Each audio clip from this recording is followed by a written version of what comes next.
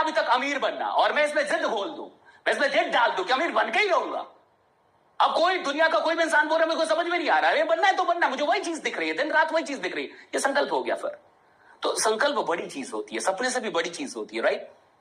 जिसे चेंज ना किया जा सके वो होता है संकल्प, जिसको बदला ना जाए वो होता है संकल्प। हाँ, तो भैया इनको तो तोड़ना था, इनके पास पर्पस भी था, क्यों तोड़ना था? वाइफ मरी थी, रास्ता नहीं था, लंबा टाइम लग गया था, वो चाहते थे और लोगों के साथ ऐसा रहा हो, तो उनकी वाइफ तो मर गई, पर अब क्या जरूरत था तोड़ने की? अब लोगों के लिए। देखिए वो इंसान बहुत बड़ा हो जाता है ना जो अपने लिए काम नहीं करता, लोगों के लिए काम करता है। इस दुनिया में जितने भी महान लोग हैं वो कौन हैं? आप देखिए, उन्होंने अपने लिए काम नहीं किया, दूसरों के लिए काम किया। और जो इंसान दूसरों के लिए काम करता है उसकी शक्तियां बढ़ने लगती हैं, बड़ा शक्तिशाली हो जाता है। पर्पस आपको अच्छे तरीके से पता है। अब ये डिजर्व तो बिल्कुल नहीं करते थे, लेकिन फाइनली राह तो बन गई। देखिए राह तो बना लिया इस इंसान ने। भैया एक अकेला इंसान माउंटेन को मूव कर सकता है, पूरी दुनिया खिल गई, दुनिया के कई बड़े बड़े अखबारों, चैनल, हर जगह पे ये बात फैली। The man who move the mountain,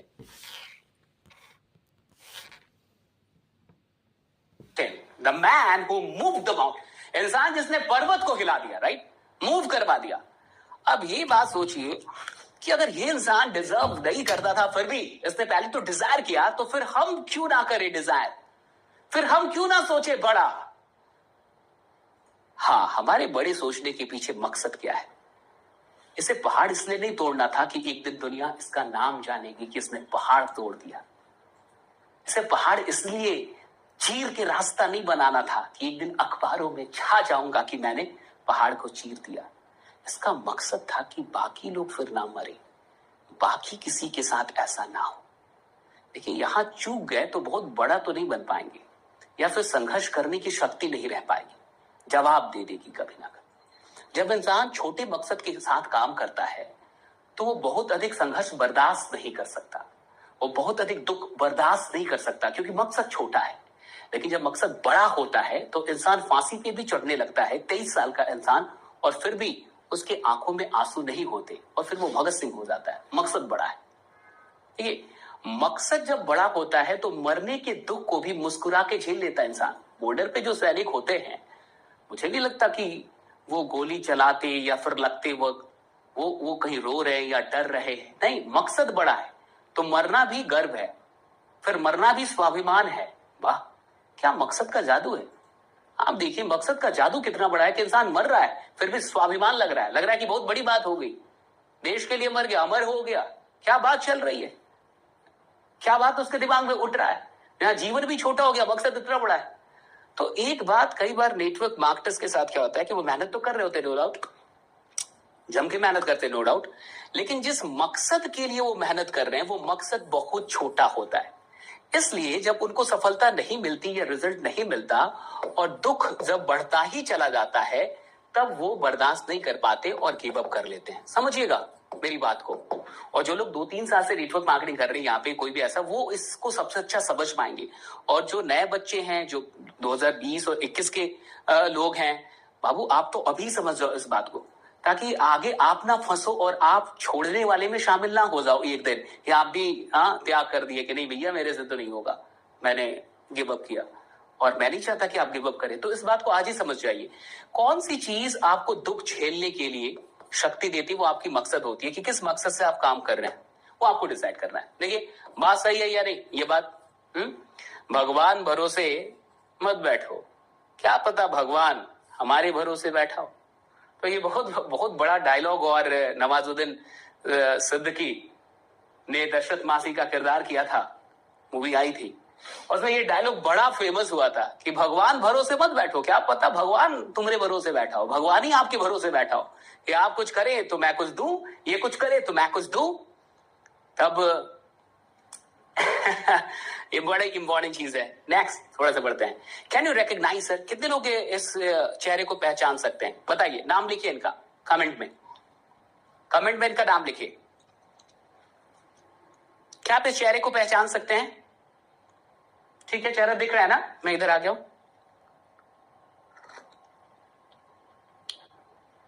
क्या आप इस चेहरे को पहचान सकते हैं? पहचान सकते हैं तो नाम लिखिए। कल्पना चावला किसी ने लिखा है, थैंक यू सो मच। और भी लोग गेस कीजिए, पहचानिए।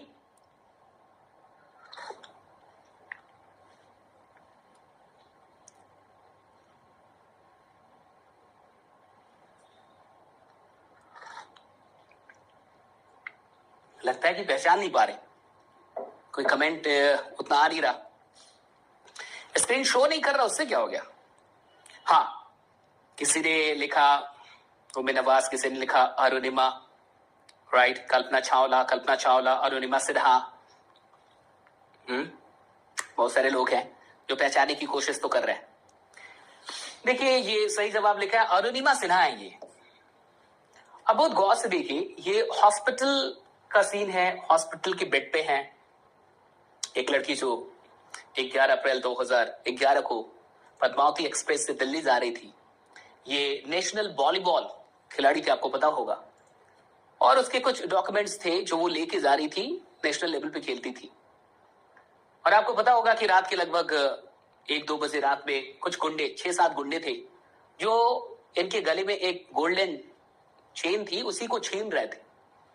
और चूंकि ये वॉलीबॉल की खिलाड़ी थी, वो भी राष्ट्रीय स्तर की, तो आसानी से तो कोई हार नहीं मानेगा। स्पोर्ट्स वाले लोग बड़े ही जद्दी होते हैं, वो फाइट करना जानते हैं। तो ये फाइट करने लगी, लड़ने लगी उन लोगों के साथ। अब वो 6-7 गुंडे, इस लड़ाई में क्या हुआ कि इनको ट्रेन से धक्का मार के नीचे फेंक दिया। अब जो गिरी तो उनके ऊपर से लगभग 50-60 ट्रेनें गुजर गई और उनका जो बायां पैर है, राइट, वो ट्रेन के नीचे आया और उसपे से कई, इनके ऊपर से 50-60 ट्रेनें गुजर गई। फिर बाद में तो गांव वाले आए, कुछ लोगों को सुबह सुबह दिखी और मरी नहीं फिर भी। फिर ये हॉस्पिटल के बेड का सीन है। अब आप सोचिए, वॉलीबॉल तो आप सब जानते हैं, राइट। अब वॉलीबॉल का कोई राष्ट्रीय स्तर का खिलाड़ी हो, मेहनत तो की होगी, पहले इस बात को समझिए, राइट। कहानी आपने बहुत सुनी है, कुछ और एंगल को समझिए।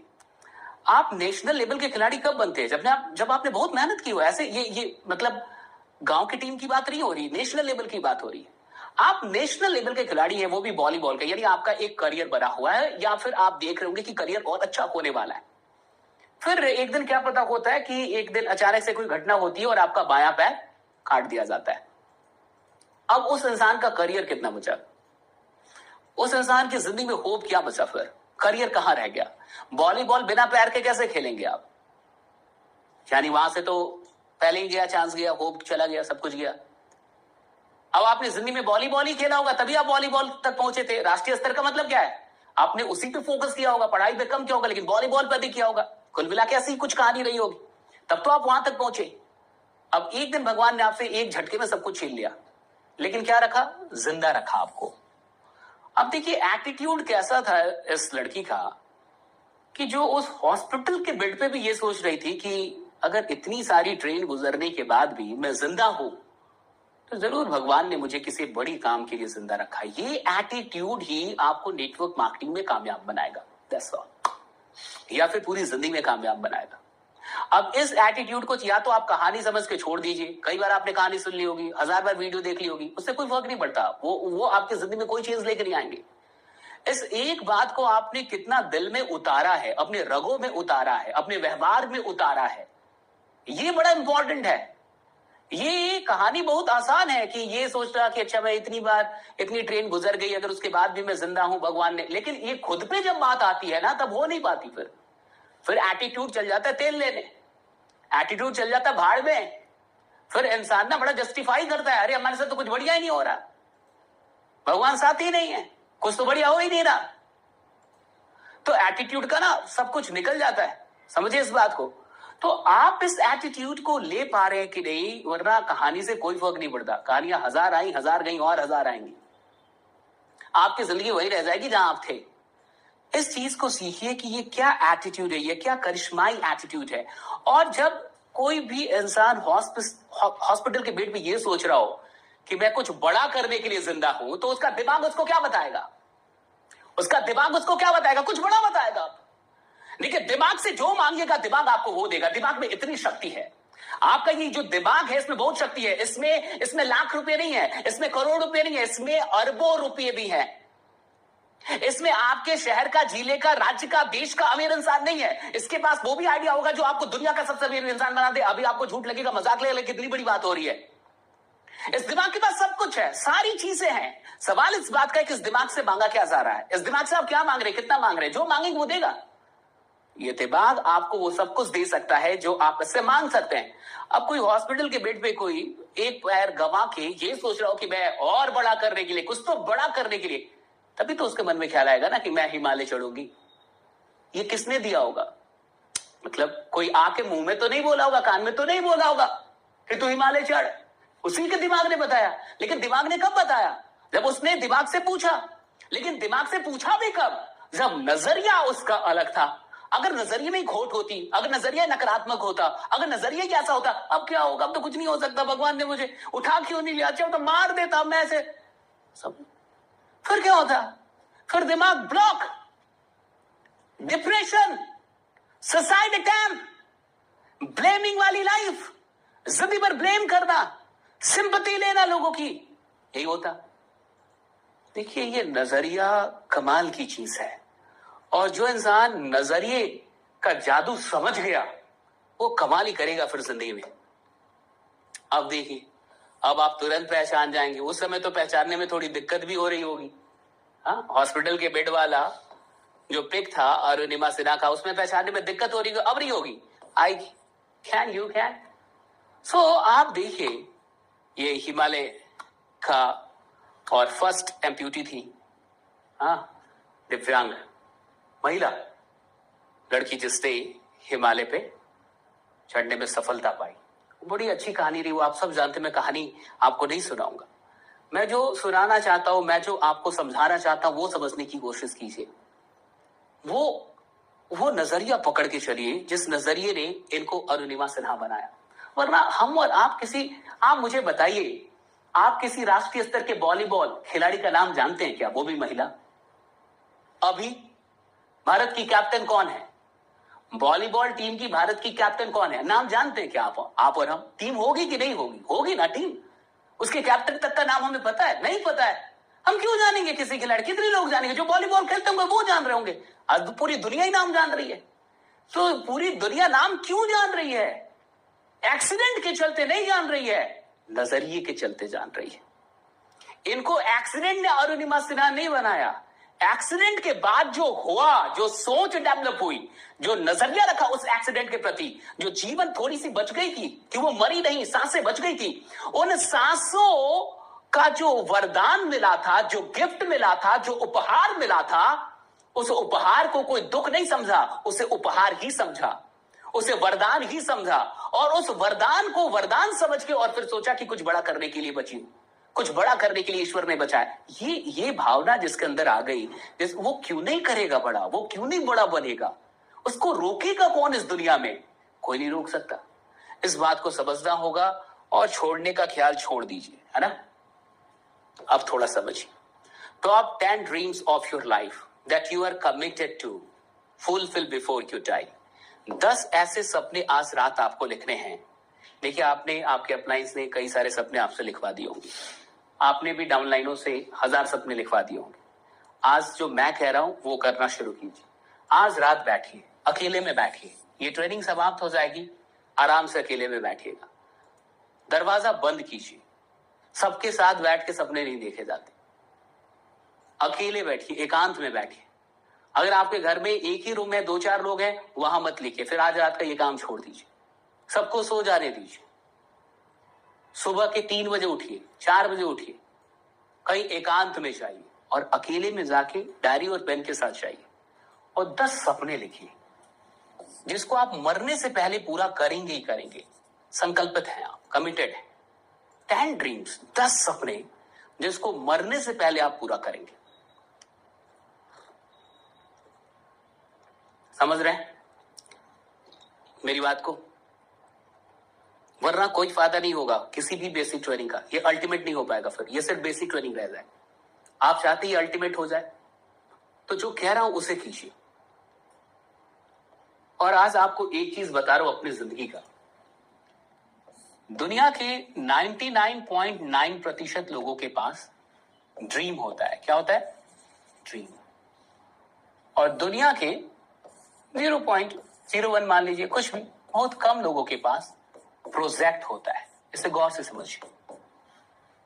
ड्रीम का मतलब है दुनिया से क्या लेना है, दुनिया से क्या लेना है, ये ड्रीम है। प्रोजेक्ट का मतलब होता है दुनिया को क्या देना है, क्या देना है, ये प्रोजेक्ट है। इस 10 में मैंने ड्रीम तो यहां सिर्फ ड्रीम लिखा है, इसलिए आपको थोड़ा समझा रहा हूं। ड्रीम का मतलब होता है इस दुनिया से क्या लेना है। मर्सिडीज एक ड्रीम है, जैगुआर एक ड्रीम है, एक अच्छा घर एक ड्रीम है, बहुत सारा बैंक बैलेंस एक ड्रीम है। इस दुनिया से क्या क्या लेना है उसे सपना कहते हैं, और इस दुनिया को क्या क्या देना है उसे प्रोजेक्ट कहते हैं।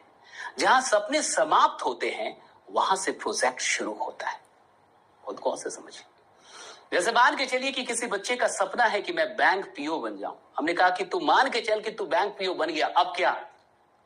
तेरा सपना पूरा हुआ, तू बैंक पीओ बन गया, अब क्या? तो आप देखिएगा, आप 90 लोगों से पूछ दीजिए, 100 लोगों से पूछिए कि आप आईएएस बन गए, अब क्या? कहेंगे मेरा सपना है मैं आईएएस ऑफिसर बनकर बन गए, अब क्या? तो चुप हो जाएगा, लोग चुप हो जाएंगे, क्योंकि साधारण लोगों के पास सिर्फ सपनों तक की यात्रा होती है और असाधारण लोगों के पास सपनों के पार की यात्रा होती है। और जो सपनों के पार की यात्रा होती है वो लेने की यात्रा नहीं होती, वो कुछ देने की यात्रा होती है। मैं नहीं चाहूंगा कि आप मुझसे जुड़ने के बाद भी सिर्फ लेने वाले इंसान रहें। मैं चाहूंगा कि आप इन 99.9% लोगों से हटके इस 0.01% लोगों में आ जाए और आपके पास सिर्फ सपने ना हो बल्कि कुछ प्रोजेक्ट भी हो। प्रोजेक्ट क्या होते हैं मैं आपको बताता हूं। इस दुनिया में अगर आपको बहुत अच्छे अच्छे विश्वविद्यालय दिख रहे हैं, वो किसी के जीवन के प्रोजेक्ट थे। इस दुनिया के अंदर अगर आपको कुछ भी खूबसूरत चीजें दिख रही हैं, वो किसी का प्रोजेक्ट था। अगर आपको इस दुनिया के अंदर कुछ अच्छे मंदिर मस्जिद कुछ भी दिख रहे हैं, वो किसी का प्रोजेक्ट था। अगर आपको अनाथालय कुछ और भी चीजें दिख रही हैं, वो किसी का प्रोजेक्ट था। देखिए, क्या लेना है ये सपना है, क्या देना है ये प्रोजेक्ट है। और मैं कहूंगा अगर 9 सपने हो तो हो, लेकिन वो इंसान नहीं जिसके पास 10 में एक प्रोजेक्ट ना हो।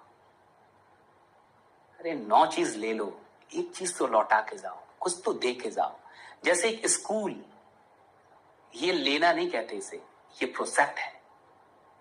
अच्छा, सपनों के लिए कोई ऐसे टाइम बाउंडेशन नहीं होती, लेकिन प्रोजेक्ट तो अंतिम सांस तक चलती है।